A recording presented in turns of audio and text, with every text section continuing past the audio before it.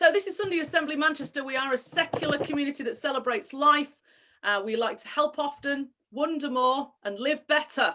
We're going to have a celebration today of poetry. We hope that we'll inspire you. Today's assembly is called Hugs. Give yourself a hug. It has been the strangest year for hugs. And we'll find out more from our speaker here today, who set himself a rather unusual challenge of going around and hugging as many strangers as he could. And I'm going to leave him to tell you about that. So he is an expert on hugging. So I'm very excited to share that with you.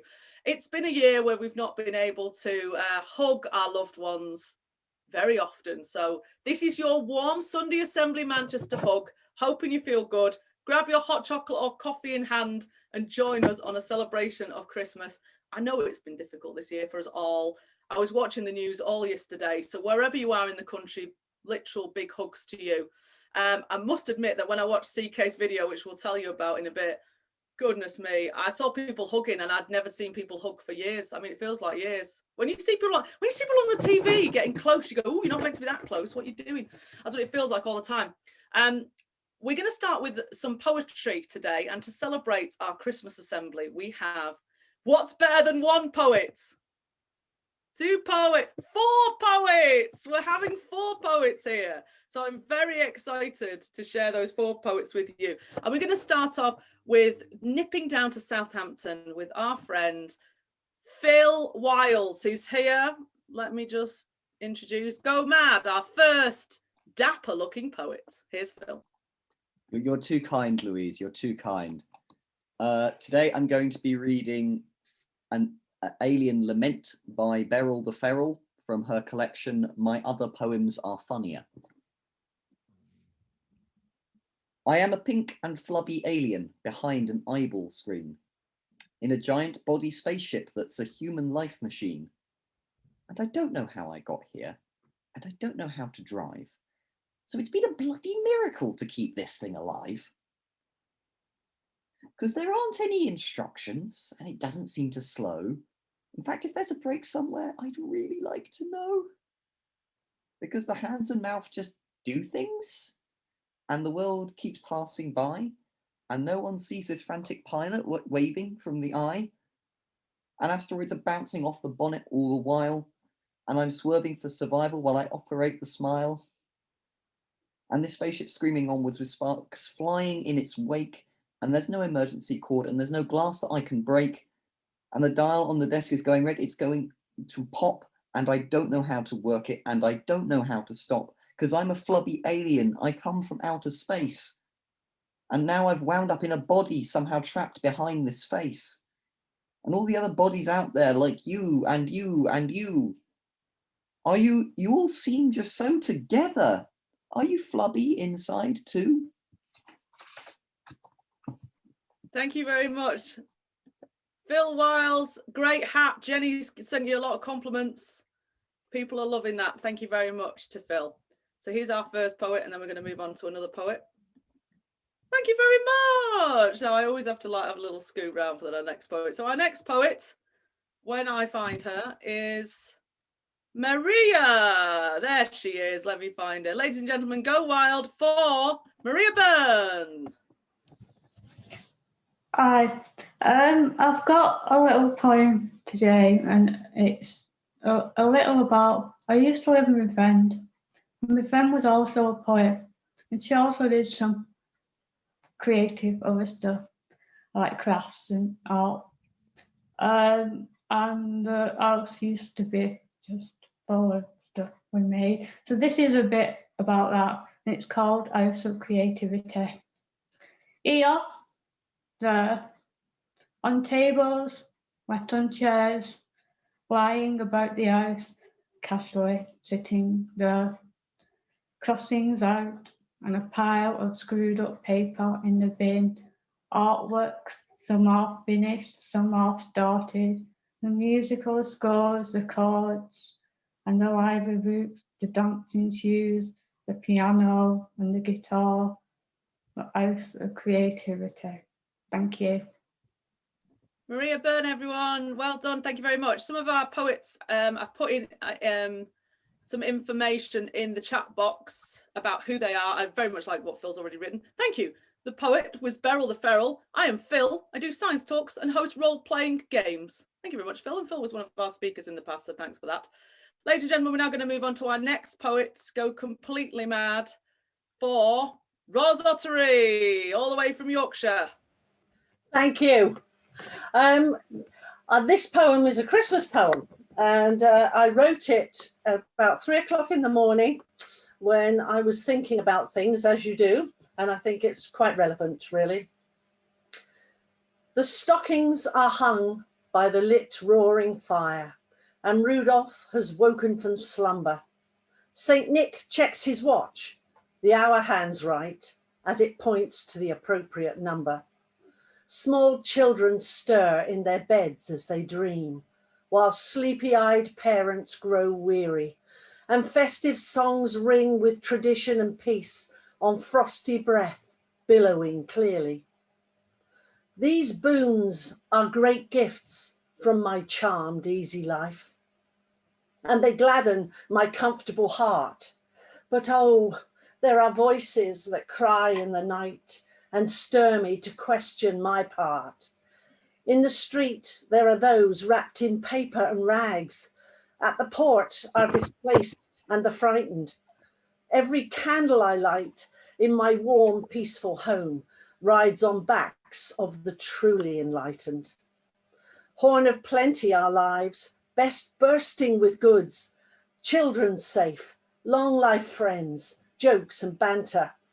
Close the door on the ills that we know to exist. Let the kids focus only on Santa. Then watch films where endings are happily bland. Fill your plate with turkey and stuffing, but whispered, for evil to truly exist, it takes only good men to do nothing. Wow, thank you very much. Amazing. Ros Ottery, go wild. Thank you so much. We've had another message in from Maria, who we heard just slightly before that, saying that she likes performing poetry and performing her own songs. And is this your social media, I'm assuming, Maria? Deaf Wigan Poet. You can find out more from her at that, and I'm sure we'll find out something from Ros. Oh, Jenny saying she's loving it. Wonderful poems, says Judith. Well, we have our final poet, who was certainly one of our speakers during our assemblies and has been a great participant ever since. Although, dare I say this, Sean? Sometimes you put the odd little naughty word in. So I get too excited, don't I? Cover your children's ears. Sean Fallows is here. Oh, cheers. This poem, it's a really nice memory for me from about 2 years ago. I was coming back from Asda with me shopping and stuff, and for some reason these kids just kind of like ambushed me in the street and started talking to me. They wouldn't shut up, and they made me feel like somewhere between Iron Man and Rocky Balboa, and it was just dead good because they thought I was cool and it felt nice. So this is called They Raised Me in the Streets. Long before they developed expressionless faces, covered by headphones and obsessing over grimy beats, these kids come to raise me in the streets. To them, I'm today's news. To them, I'm just a guy in pretty cool yet too clean shoes. And before I know it, they've gathered round me, willing me to be part of their family tree. You must know my brother, my older sister, or my auntie. So I indulge them because it's funny and it's something to do on Saturday nights. And because one day obesity may crush Johnny's little scooter while reading him his last rites, will Penny's poverty be the biggest thing to seep into the background and stop them from hitting the chosen heights? But they just say, hey, where's your lights? How fast can you go? These kids with smiles like nests, like bulbs that glow. These kids come to raise me in the streets, in a place where curiosity and abundance all meets. These kids acting so unfazed, yet so easily amazed. Yet finally, surreally, they run beside me like Lassie, egging me on, willing me to respond. So I respond like the working class Iron Man, for all the generations, James Bond. So I respond, replying, and flourishing to the speed of sound, my feet never ever touching the floor, but yet finding common ground. Cheers. Thank you very much, Sean Fallows. Merry Massive Christmas. round of applause. Merry Christmas to you. Great hat, by the way. With a pudding on my head. He has got a pudding on his head. I wish it was a Yorkshire one. Yorkshire. I prefer Yorkshire. I can't stand Christmas pudding. You know, like Christmas. Is it the currants? My dad used to say. Yeah. It's also this hat. It proper makes your head itch. I'm going to take it off in a bit. Hang on, let me just look at you again. I just thought you have to make an effort. I'm not really Christmas, to be honest with you, but I thought you have to make an effort. It's eBay for £3. eBay £3 was an absolute bargain. Thank you very much to Sean, and thank you to Sean also, because you were one of our speakers, one of our poets elsewhere in the assembly. So thank you very much for that. Ladies and gentlemen, not only go wild for our 4 poets, so we've got Phil Wiles, Sean Fallows, Maria Byrne, and Ros Ottery, who are absolutely brilliant. But also go wild for all of our poets that we've had over this year, because we're celebrating everything amazing that people have done. And we've got a few people in the room who gave us wonderful poetry, and we thank you for that. Everyone's saying you're a legend, Sean, which is true. Cheers. I think I've had a little message about a book coming out from Ros. So Ros is saying that she writes in Northern poetry mostly, but she's hoping to have a book published in 2021. How exciting. The first good news of 2021. Well, maybe the second after the vaccine, I don't know, but certainly it's up there. And it's going to be called The Feeling of Poetry. So look out for that. Thank you very much. So those are our poets for today. And our speaker, as I mentioned before, is going to talk about hugging. So lovely to have a lovely little hug. And to get us in the Christmassy hugging spirit, let's have a look at some of the Christmas jokes that you guys have come up with, which I've noticed are all flooding in. And also incredibly appropriate to the season. You know, you've not become dated. You've got modern things in there, which I think is great. We've got Paul. I saw a funny cartoon on Facebook, Mary and Joseph looking at a baby in an Amazon box. And Joseph says, bloody hell, Alexa, we've ordered the baby cheeses. Love it. Wonderful. Let's see what else we've got here. Tony, this is a classic. I got an advent calendar from Microsoft. I opened all the windows once and it crashed. Great one. Judith, who's been very prolific, has been very modern with her jokes. Who dresses in red and gives to the children this Christmas? Marcus Rashford. Yes. My great Mancunian own son and the work he's doing. I turned to my husband the other day. I just went, what would we do without him pointing this stuff out? You know, what would happen? Good for him. Julie Scott, why did Mary and Joseph have to travel to Bethlehem? Because they couldn't book a home delivery. Couple more then. How does Santa keep track of all the fireplaces he's visited? He keeps a logbook. Just makes a lot of sense. How do you get out of talking to your boss at this year's staff Christmas party? Put her on mute. Something that would only work this year, which is great. And which government scheme supports Christmas dinner? Eat Sprout to help out. Thank you very much. That's all the jokes you're getting so far. I'm just going to mute Sean, who's, I think, madly typing his information out. There you go. So Sean's just put in the chat box. Thanks everyone. I'll do more. I'll do more, but this is my first thing. So he sent a link there to his books. So just click on there if you want to have a look at that. Thank you very much. Hilary, one of our poets, has also written. Can I mention that one of my poems, Human Touch, written about the pandemic, has been turned into a song by singer-songwriter Emma Mould. It's called Human Touch. It's fab and can be listened to on YouTube or Spotify. Check it out. It's quite inspiring. Thank you very much, Hilary. So our speaker today is going to tell us about hugs. Now I'll let him introduce himself a little bit more, but he, for some reason that maybe we'll find out, or maybe we won't, because you'll have to watch the film because it's sort of revealed at the end of the film, went on a mission to hug 61 complete strangers. Now he's from Sheffield. He is a very talented man. He's a presenter, he's a filmmaker, among many things, like all of our speakers have been with their many jobs that they seem to all do at once. Once you're creative, it's like it seems you can write poetry, you can paint, you can do whatever. So ladies and gentlemen, I would like to introduce to you CK Goldiing. Here he is. Louise. Hey, I feel grossly underdressed, mate. I just feel I'm so underwhelming compared to your 4 wonderful poets and yourself. I just feel so dull today. Yeah, and you can't even see the extent of my jumper, CK. Wait until you see this. There you go. There you go. feel that maybe I've gone a little bit over the top, but hey, it's fine. No, It's don't do it. Christmas. Let's celebrate. So you decided to go out and hug 61 people that you'd never met before on the streets of Sheffield. Before we discuss that film, can you tell me a little bit about you and your background? Well, first of all, I'm really terrified because you've trailed my little chat for the last 10 minutes as a guy that went out and asked 61 strangers for. I don't know if you were deliberately cheeky about, because it's like, I'm wondering how many people have been listening to your intros thinking, is this guy a lunatic? We're in the middle of a pandemic. I'm like, Louise, please tell them this was 2018 for God's sake. Hold there 1 second. Yeah, he did not do it during the pandemic. Sorry about that. I wonder how many people you've lost. I have no interest in this CK guy. I'm going. I've just been sat here terrified.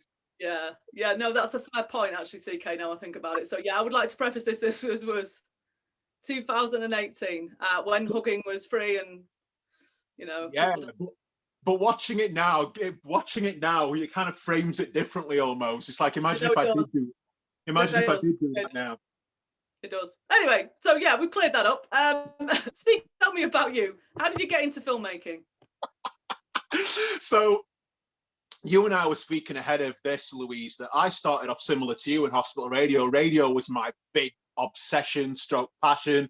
I was obsessed with radio as a kid, listening to it. Then just through tenacity and sending off endless demos, I kind of got into hospital radio, community radio, internet radio. Then I got my first commercial radio gig. So I guess ultimately, Louise, I've always been expressive, and I like expressing, I like communicating, I like engaging with humans. So that evolved over the years, and then I started doing TV, presenting events, online TV, music festivals, and I just like engaging with people that I don't know, weirdly. And that evolved into creating large-scale social experiments where I just have an idea and I take it out into the streets and see what happens. And I guess my first big one was in 2015 when I survived in London, Louise, for 6 months with £100. That was the first big project that I did that went huge. And that I was able to survive in London for 6 months on just £100, photographing people and then giving me voluntary contributions. I was photographing singer-songwriters and they were paying whatever they wanted for the shoots. And that just went really large. So I just enjoy challenging myself in ways I've never done before. Yes, And absolutely. Very, very fun stuff. yeah. How did you do the £100 thing again? Because I can't survive in London for one day on £100. So I might as well just set fire to my money in the street. yeah, so as you mentioned a moment ago, Louise, like, you know, I'm a professional photographer, so I guess there are many disciplines that I'm reasonably good at. So I was photographing singer-songwriters for a couple of years, and I was just quite bored of Sheffield. I was bored of Sheffield. I wanted a big adventure. So I went down to London with £100, a bag of clothes and my camera. And my challenge was to photograph 100 unsigned independent singer-songwriters. And the challenge was they paid me whatever they wanted for the shoot. So I was surviving on their voluntary contributions and my original seed money of £100. And people were throwing me anything from 20 quid to 50 quid to nothing sometimes. Just, can I like give you somewhere to sleep? So it was a real human endeavor story. And that's how I survived. And it was very difficult, very grueling, but incredibly enriching as well. So you were reliant on being a good photographer, else you would have got nothing. I would say I was more reliant on the goodwill of humans who just kind of heard about this crazy northern guy in London doing something quite outlandish, and they just really bought into it. And it was through the kindness of strangers. Louise, people were emailing me saying, we live in like the north of London. We don't have any photographers in our house, but what you're doing is amazing. Come and sleep on our sofa. So when you experience that kind of altruism from someone you've never met, it kind of opens your eyes and opens your heart to the power of humans and the power of strangers.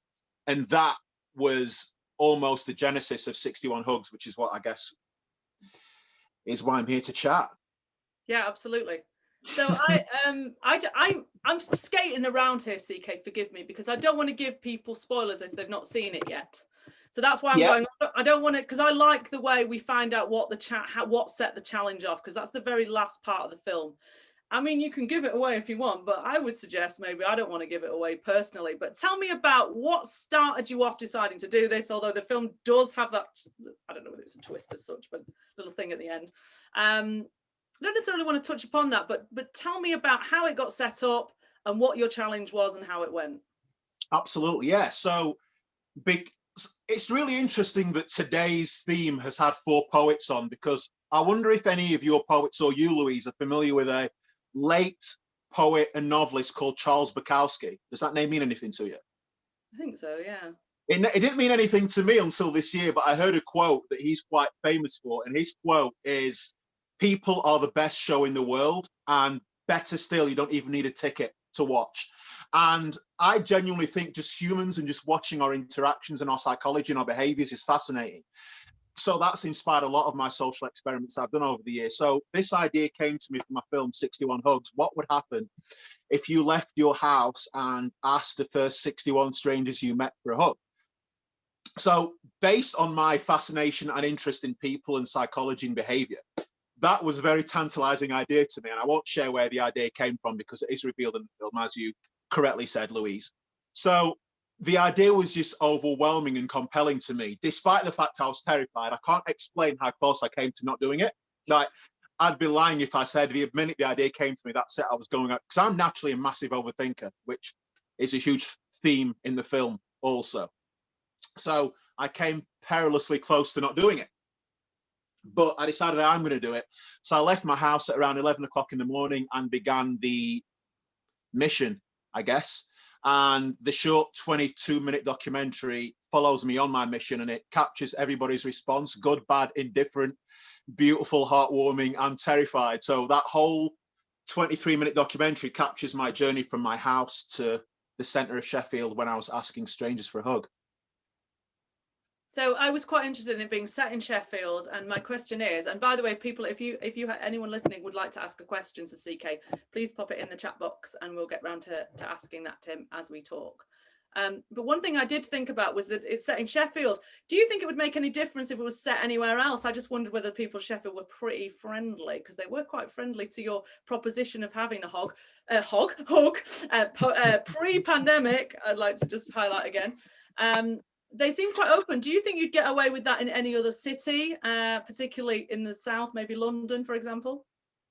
Do you know what I love about that question and the reality of my answer is that people are interesting. I find people really interesting because wherever I can't win, because this is the first experiment I've done in Sheffield, Louise. Before this, everything else I did was in London, because if you're a filmmaker and you're a presenter, you want everything to be set on quite a grand stage. So naturally, I often base them in London. So a classic example was the 100 Musicians Challenge that I alluded to a moment ago. But after that, I did another one where I stood in one of the busiest streets of Sheffield, of London, in Soho, and I asked passing strangers if I could take them for lunch, my treat.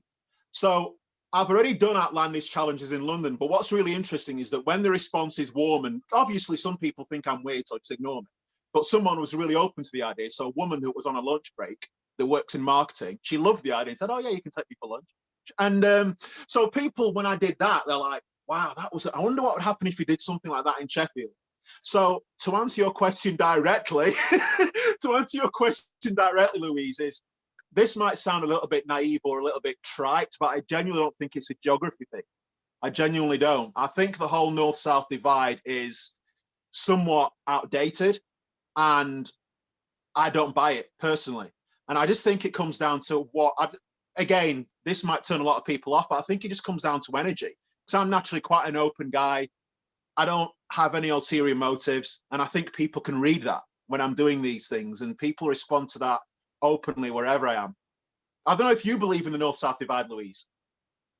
I lived in London for 18 years, and at first, when I first got there, I was treated quite badly, actually.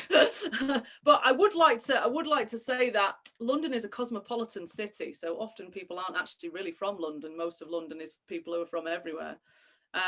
So I would like to add that both London and Sheffield, and indeed quite a lot of cities, Manchester as well, are international. So you met lots of people on your hugging who weren't from Sheffield. It was obvious they weren't. They may be visiting for whatever reason. I think someone may have spoke to you in Italian, perhaps at one time. So I do admit that. Is there a difference? When I first went to London, I'll tell you this, I was surprised that no one spoke to me, but I sort of got used to that. And then when I came back to Manchester and there was someone talking to me in a garage, I found that intrusive. So I had this woman tell me her whole life story behind a garage, and I was like, okay, this is what's weird. So while there isn't a divide, there is a difference. And I think that's a pretty true one. And also, I believe that the further you get up the country, going into Scotland, the friendlier people get as well. So in Scotland, people will just talk to you stood by a traffic light for no reason. And you're just like, why are people speaking to me? So Manchester gets friendly, it gets even friendlier the further you go north. So is there a north-south divide? No, because people move around. I can't believe you're interviewing me. You can tell you're a radio presenter. Because people move around, and I think it is, as you say, quite old-fashioned. But is there a difference? Yes. Well, what I would say, particularly in the older generation, who are a lot more sort of chatty. I mean, just to expand on what I said when I said I don't believe in the north-south divide, I always like to just qualify that statement by saying, for argument's sake, as you correctly said, Louise, if you live in Manchester, you live in Sheffield, you live in Edinburgh, whatever, and you walk into a shop, there's a high chance that someone's just going to say, hi, how are you, and just have some light conversation. If you're in London, that might not necessarily happen, but regardless of where you are, if you stop someone, engage them and ask them a question, your response will almost be identical wherever. And that's what I always like to qualify. So if you're in London and you stop someone because you're lost, which happened to me during 100 Musicians all the time, because I didn't know anything about London. If you stop someone in London because you're lost, you need a hand, every single person with no exception stopped and was really kind, really gracious and helped me. But that's not to say that they were just going to start in small talk if I didn't stop them. Am I making sense? Yeah, absolutely. And people are busy as well. You've got a big city, people are busy. We've got a couple of questions in which I'd like to throw to you. Yeah, we've had some reflections here. Some of the warmest people that I've known are from the East End, of course. Yeah, we're not saying that people in London are cold. They're not. I just think it's just a bit different. And I think that difference is changing all the time and getting smaller and smaller. I think it does depend whereabouts you are in a city. If you go into any major city in the middle where people are busy, you're much more likely to get a sort of frosty. And also the other thing that I felt affected your film, CK, was the weather. Do you think, you know, I mentioned about it being Sheffield, but it was really sunny on the day you filmed. Do you think if it was raining, you would have got a little bit more of a get off me, shucking it down? Get off me. Well, interestingly, I think weather has a huge impact on people's mood. I'd be remiss to pretend that isn't the case. So maybe, but equally, I did something quite funny, like maybe a year and a half after 61 Hugs. It had nothing to do with 61 Hugs, but it was raining, and I had a shirt like this, so I was almost exposed, and it was torrential rain. I just got my phone out and I thought, I wonder if I ask the next person I walk past if I can share their umbrella, what they'll say. And there was a couple just a few yards ahead of me. I ran over to them and said, sorry, I'm getting really wet. Can I just like borrow your umbrella? They were the warmest humans. Are like, get under here. So I don't know. I think that speaks to my theory about energy. And I just think, you know, it comes down to what you are, as what you're putting out there, whether you're warm, engaging, friendly, etc. Yeah, the vibe people get off you. No, I completely understand that. Minnie has asked about, so for people who have not seen the video, I guess they're interested in how people reacted to this request of getting a hug to strangers. And Minnie asked about how willing people were and what were the men's reactions like. And I have an interesting reflection on this, but go ahead, CK. What was the reactions like, particularly to the men? Men, I would, you know, so before I forget, did you say that was a Millie or Minnie? Minnie. Minnie. Hi, Minnie. If anybody would like to watch the film, I'd love you to. It's free, it's online, it's 23 minutes, I think, and you can find it at 61hugs.com. So that's 61hugs.com. Feel free to watch it straight after this. It's absolutely free. To answer Minnie's question, I didn't discriminate between men and women, so there was an equal mix. Equally, I didn't discriminate in ages. There was young, old, and everything in between. And I don't think that there was any difference. In fact, I'm thinking of the, in inverted commas, rejections. I don't like to use it as rejections because people have the right to think this is weird. Fine. But I'm thinking on it now. I think there was an equal mix of male and female, and there was a smaller number than you would think that were hesitant. No, no, I don't think there was any difference in men and women. I think men who were big and butch, and you think this is weird, they're not going to be up for it. Some of them were the most up for it there, so I found that really uplifting for me. Yeah, I found from watching the video the men were very much up for it. They were like, "Oh yeah, sure, mate, yeah, I'm on board." So they did feel sort of in it. I do find that the women seemed more relaxed when there were men in their party as opposed to being just women. So I think that was something that I noticed from the video. What did you have any thoughts, Louise, on the guy who wasn't up for it but offered up his partner? Yeah, no, I was interested in that. So as CK mentions in the film, there is a man who wouldn't be hugged, but his was it his girlfriend or his wife? He said, yeah, you can hug her or something. But I would like to say this in defense of people who've got any touch issues. I sometimes have varying touch issues and sometimes don't like to be hugged. In fact, someone offered me a free hug once and I was being hugged and they were like, "Louise, relax into it." And I was like, she could feel that I was pushing off, and my son is exactly the same. I just think some people find hugging overwhelming. So I think he was like, well, I'm not against the idea, but I personally don't feel like one right now. So I'm in defense of that guy because I'm like, I know what it feels like to feel physically overwhelmed by someone touching you. So that's what I would say maybe his issue was. So here's the question, Louise. Actually, it's a twofold question. So you're not naturally a hugger then? I just have a sensory issue around touch. So but I do hug. That being said, what would have been your likely response in that scenario had I come up to you? If you'd have been like 57? I probably would have hugged you, yeah. But only out of social obligation, because that's stronger to me than At least you're honest. I think we should all cheers to that. I'd be thinking, Jesus Christ, get off me. No, I wouldn't, but I do it anyway, out of kindness. Lovely. Let's have a look now. Luna's asked a rather unfortunate question, which I, again, feel free not to ask. But he said, did anyone that you hug smell really bad? I don't. I would argue probably me, because as you can imagine, adrenaline, excitement, there might have been a little bit of sweat. But no, I think there was two guys that had just finished playing football, but they can't have been having a particularly strenuous game because they didn't smell sweaty at all. So no, there was no BO issues. Do you know what? This is a great suggestion that's come in from Bill. Bill, loving this suggestion here. Would you consider doing a 61 Hugs Part 2 in a post-COVID world? That would have a different twist, because I feel like I don't ever want to touch anyone again. No offense, So what do you think the response will be from a place where we've been so used to being that 2 meter distance from everyone? Yeah, I mean, that's a brilliant question. Who's that come from, Louise? That's from Bill. Bill. That's probably Bill from Sheffield. Hi, Bill. Yeah, well, I mean, a 61 Hugs second edition, not necessarily, nothing to do with the pandemic, but my nature as a creator, writer, filmmaker, I always like to evolve ideas. So, but that being said, they always have that thread of unscripted spontaneity with the general public. So that's always going to underpin all of my projects. And I've been developing an idea called The Train for the last 3 years. And I finally was going to film it this year. It's based on the London Underground and it has all the component parts of all my projects. And I had my crew filmed, I had hotels filmed, I had everything good to go. I was going down to London in March, super excited. And then what happened in March 2020? It's like something. I can't remember.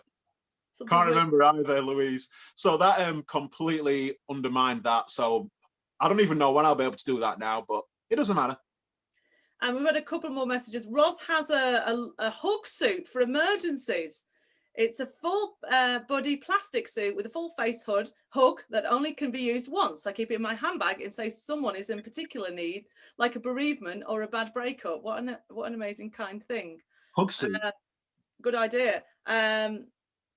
Lisa is saying, I hug trees. Yeah, hugging trees is great, actually. It really connects you to nature. It seems as like why would you do that? But I would recommend giving it a try because I find it quite nice. How many trees have you hugged in your time, Louise?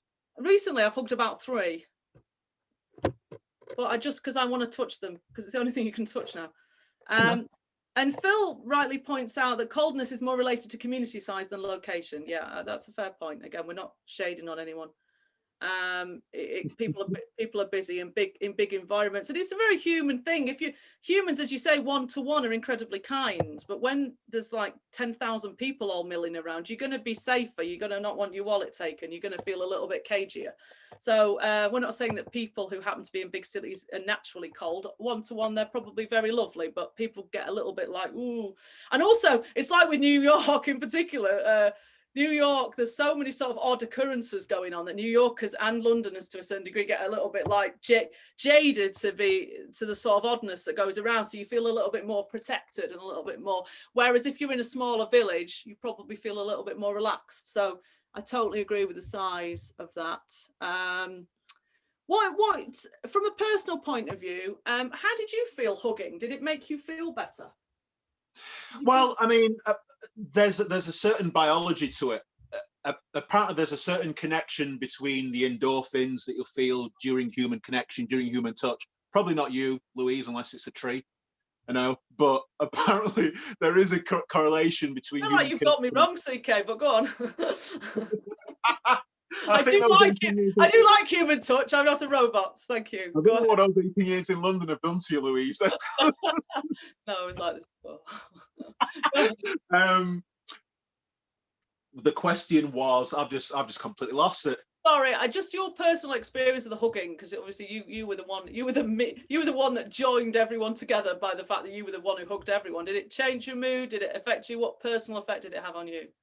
Yeah, I mean, it by the end of that film, I mean, I switched off the camera, but I was just overwhelmed, and it was I don't know if I mean, obviously in my whole life I've never experienced that that level of emotion from strangers, that many people in such a short space of time, because the whole challenge spanned like 50 minutes, but I've obviously edited it down into a 23-minute film. So it was quite overwhelming in a way I can't necessarily articulate, but absolutely it changed me in terms of an emotional onslaught of endorphins. It was quite staggering, really. Minnie has pointed out a good point, that it could in fact swing either way. People might actually be desperate for a hug after the pandemic. So you could end up 61, you could have 61,000. I think that's probably the most sage point made all day. And I just want to add one final point, which again might sound a little bit trite, but we've been talking a lot about community and the number of people in any given community, which sometimes heightens people's how circumspect people can be. But I think we're just underestimating that people do want to have interactions with people, whether it's their best mate, whether it's someone they've never met. It doesn't matter. I think people underestimate just that people fundamentally are pack animals. Yes, absolutely. Bill suggests that maybe we might need to produce a vaccine certificate to hug. My hug certificate. So what projects have you got lined up for the future then? So you mentioned about your London one. What are you going to do about that? Are you going to attempt 2021? Such a good question, Louise. And it's I'm trying, you know what? It would be really easy for me to sit here and play the pity card and say, oh, I've been developing this idea for the last 3 years and finally I was going to go down to do it and a pandemic stopped me. But I'm a massive advocate of perspective. I always have been. So I can't make a documentary. So what, you know? And that's just my nature. So I'll make it when I make it. I was really excited about making it this year, but doesn't matter, you know. I've got a roof, and again, I don't want to sound too rah-rah about it, but it is what it is. In terms of when will I do it, whenever I feel I won't be, whenever I feel I'm not going to make people feel uncomfortable of some random guy just talking to them. So I'm very conscious that people might be a little bit prickly still. So I guess whenever I feel I can do it sensitively is when I will do it. If you could leave us with a message on what your films have generally taught you, and you've touched upon it a little bit, but just as it is a hug, we'll have our warm hug from your words. What have you discovered mostly about people? About people? Well, I mean, again, one of the biggest underpinning themes of the film is overthinking. I'm naturally an overthinker. And if anybody on this is an overthinker, can you just put me in the comments? I'd be fascinated to hear how many people are overthinkers on this. Let's do that now. We've got a set of me's coming in. Yeah, I thought so. Look at them all. Everyone who goes to Sunday Assembly. You see, I did a talk in Sunday Assembly London about a month after the film came out. So this would have been late 2018. And I'm sure, Louise, you've been to Sunday Assembly London. It's a huge room, right? It's even 2 tiers. So I did that. I said, how many people are overthinking? And I think only 2 hands stayed down. Put your hand up if you're an overthinker. There was about 300 people in the room and 2 hands stayed down. So I am fascinated by overthinking. And I think it's probably it's a bigger epidemic than we probably think of. So I would hope that by watching the film, it will make you realize that often there's something beautiful awaiting us at the other side of overthinking things and fear of rejection and all that jazz. That's what it taught me. But anyway.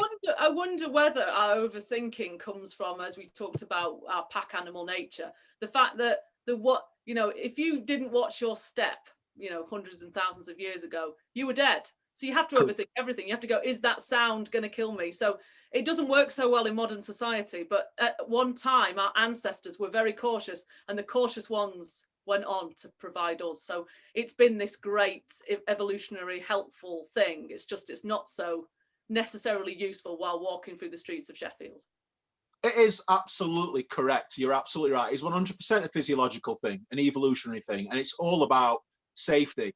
And I think one of the biggest things I've learned this year is that our mind isn't here to help us. For the most part, our mind is here to protect us and keep us safe.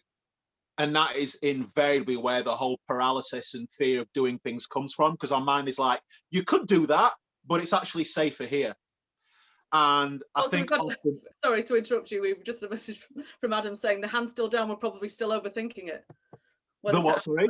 When you said there were only 2 people who didn't raise their hands, they were probably still thinking about it, which is a good point. As an overthinker, and as you've met a load of people who are overthinkers, Jenny's still thinking about whether she's an overthinker, which means she's definitely one. Is there anything that you do yourself to get out of that, or any advice you'd like to give? That'll be my final question. Oh, I would argue, Louise, I'm the least capable person of advising people on how to overcome their overthinking, because a common question that I get since the release of the film is, has it helped cure your overthinking? Honest answer, in the interest of full disclosure, absolutely not. Like, my level of overthinking is so entrenched in me that it's going to take a little bit more than a short film that did well to overcome it. But gotta be honest. But yeah, I can't remember what the rest of the question was. What do you do personally? Is it you walking, you have a bath? What can we take away that you may have discovered to help with our overthinking? Okay, so one thing I usually do is I always just refer back to instances when I actually just ignored the overthinking, because I think sometimes we forget that we've actually been quite adept at things in the past. So I often like to reflect on those. So whenever I'm overthinking something, I think, well, how did you feel before 61 Hugs, which went on to win 2 awards? And often that will embolden me to actually go ahead and do what I wanted to do. So I would say, remember the times when you have been a little bit brave, and what was the outcome of that bravery, and use that to propel you forward.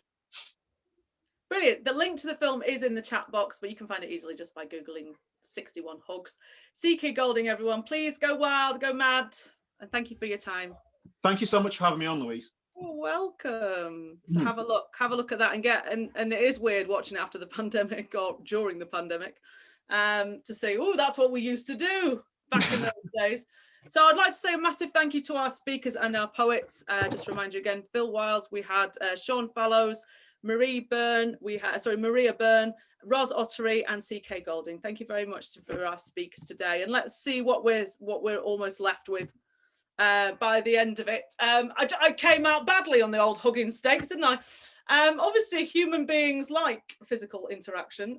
In fact, there have been, famous studies in the 50s about monkeys touching wire, very mean experiments actually, about monkeys touching wire monkeys as opposed to furry monkeys, and whether it gave them milk or not. And through that, they discovered that touch for humans is essential. We need it as babies in particular, but as we grow older, touching people is incredibly important to all human beings. And we are social animals, and it has been an absolute honour to have Sunday Assembly to be a community throughout this year. So, being in a community is very, very important. Loneliness is a huge crisis in our lives. Hugs are part of that, but also talking to people. My personal issue which is I don't, have a problem with being touched, is I have a sensory processing disorder. So sometimes when people touch me, it's like 1,000 knives. But sometimes when I'm in a good mood, hugging is fine. I just want to warn you, there are people that find hugs very, very intense, but it doesn't mean they don't like touch. It's just that they like, but I'm not strange. So yeah, the way we form our communities, the way the pandemic has isolated us and changed us, and I would sort of throw in there that I feel during the pandemic there's been some real closeness. Yeah, did we want it? No, we didn't want this thing that's ruining our lives. No, but at the same time, I do think there's been great acts of kindness and warmness, and it's definitely been shown here with people turning up, doing their poetry, doing their speaking. So I hope we can continue that on in 2021. Get the hugs back, get the community back, have the fun. And I'll just leave you with this. My husband said, you know what, after the Spanish flu in the teens, earlier last century, there was the Roaring 20s. So we are in the Roaring 20s. It might be Roaring 22, but I'm sure we're all going to celebrate with great joy and glee once we get out. But I just want to remind us of how we did at times band together during this time. So that is it. You can stop the video, Adam.